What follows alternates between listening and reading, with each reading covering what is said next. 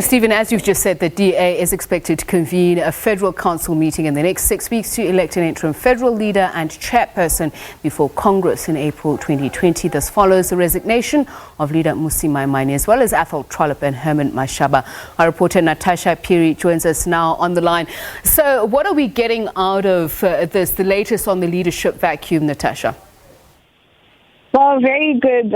Good evening to you, Stephen. Of course, our views. Indeed, as you correctly say, the DA is expected to convene a federal council approximately in the next 6 weeks, where, of course, the interim federal leader and the interim chairperson will be elected before Congress, which has now been moved to 2020. And, of course, so one would expect that, once the federal leader actually steps down, then the federal chairperson would actually take over. But in light of Athol Trollip actually stepping down alongside Mmusi Maimane yesterday, it somewhat leaves the DA in a conundrum. And hence, this move now to actually hold a federal council meeting in the next 6 weeks, over a month or so, will then happen. But of course, in terms of the candidate that will be chosen, this should be a party candidate that adheres to basically the constitution of the DA.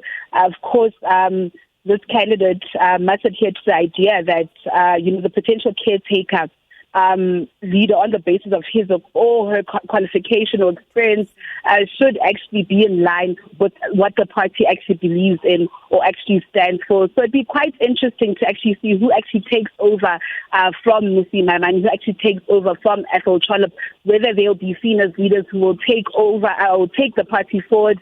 I think it's one question that remains to be seen. But as of now, the Federal Council chairperson, Helen Zille, is the one who's actually currently holding the fort in terms of the party and the party's day-to-day, runnings and administration. So it'd be quite interesting to actually see. So, Natasha, let me jump in there and say, taking the DA forward, the interpretation thereof may be different according to what people believe. There's been talk about Helen Zille and her taking over the leadership, something, of course, that she's denied.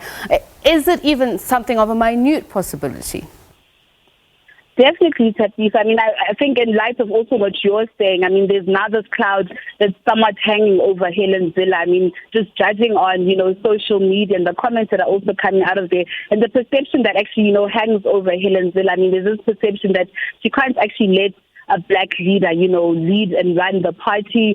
We've seen the likes of go step down, Herman, Mashaba, Mmusi Maimane, which translates to something actually much more bigger, Some are saying that could this be, the return of the old guard, your classical liberals, to the DA. And, in regards to the reports, the organizational review report that actually recommended that Mmusi Maimane step down.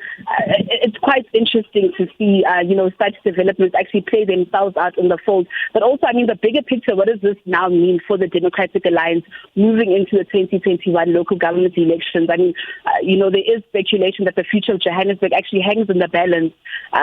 Does the future of the DA also hang in the balance? I think it's something that remains to be seen. Okay. So just a final question there, Natasha. The KwaZulu-Natal Regional Secretary of the ANC saying that there have been defections from the DA to KwaZulu-Natal. Do you think similar scenes are playing themselves out in other parts of the provinces? And is the DA beginning to hemorrhage members? Well, definitely, Tippis. This could be a possibility. A lot of party insiders not so happy that Mmusi Maimane had to leave. Those close to him had said that they only recognize Mmusi Maimane as their leaders. We've seen some leaders tweet, on social media, like Makashule Gana, saying that he will stay in the party. But as for the others, it'll be quite interesting to see, will they follow suit? The debate and the discussion of Mmusi Maimane, starting his own political party has now also come up on social media. So, these are just quite some interesting developments that we actually should note moving forward.